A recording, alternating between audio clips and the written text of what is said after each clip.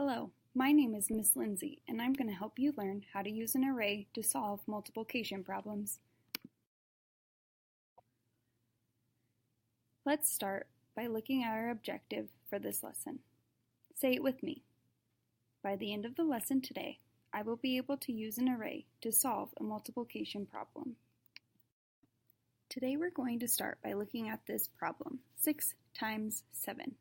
But before we dive into our lesson today, I want to quickly talk about the 4 steps that this lesson is going to have to make you a multiplication master. Step 1. Draw it out. This means that you're going to use the multiplication problem you're trying to solve for, and you're going to identify how many rows and how many columns you need in your array that you're going to need to draw. Step 2. Split it up. This means you're going to take your array that you have created and split it into 2 multiplication problems that you can easily solve.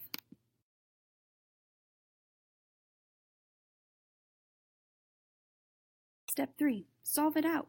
This means that once you have your array split into 2 multiplication facts that you're comfortable with solving, all you have to do is solve them. Once they're solved, the last part is easy. Just add them together. Step 4. What's your answer?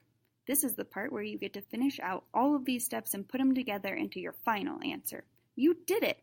Now you're almost a multiplication master. Let's get started with our example problem.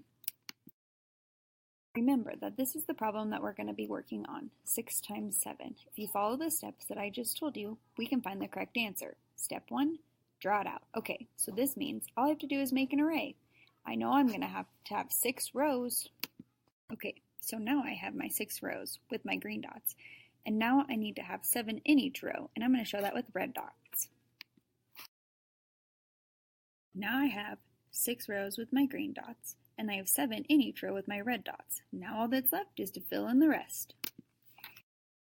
Now that I have a perfect array to match my problem, step 1 is almost done. I just want to make a small adjustment. I want to add my multiplication sign in the corner, and I want to make sure that I have the number of rows on the side and the number in each row on the other side.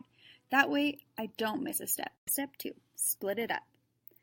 I'm going to pick 7, and I'm going to split 7 into 5 and 2, because I'm comfortable with that. So I'm going to have 6 times 5 and 6 times 2. Mine now shows that I have split my array into 2 problems multiplied by 6.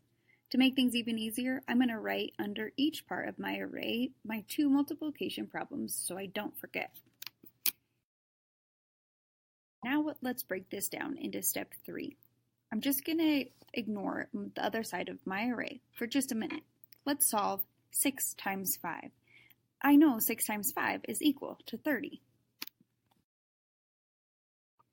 Now let's look at our original array that we already know the first half is 6 times 5, and that equals 30. So let's split off the second part of the array to solve for that. Looking at our other side of the array, we now have 6 times 2. I know that if I double 6, we're going to get 12. So 6 times 2 is equal to 12. Back to our full array, we now know that the first half is equal to 30 and the second half is equal to 12. Now on to our final step, step 4. For our final step, all we have to do is add our 2 sides together. I'm going to move my array for a minute so I can lay out both of my equations in order to add them together. I'm always going to start in my ones place, starting with 0 plus 2. I know that equals 2. Now the tens place. I know that 3 plus 1 is 4. Put it together and you get 42. We've made it through step 4.